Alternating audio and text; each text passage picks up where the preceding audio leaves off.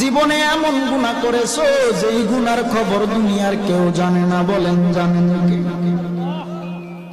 এমন গুনাহ করেছো তোমার আমার গুনার খবর যদি বন্ধু বান্ধবরা জানতো, বন্ধু বান্ধবরা তোমার থেকে আমার থেকে দূরে সরে যেত।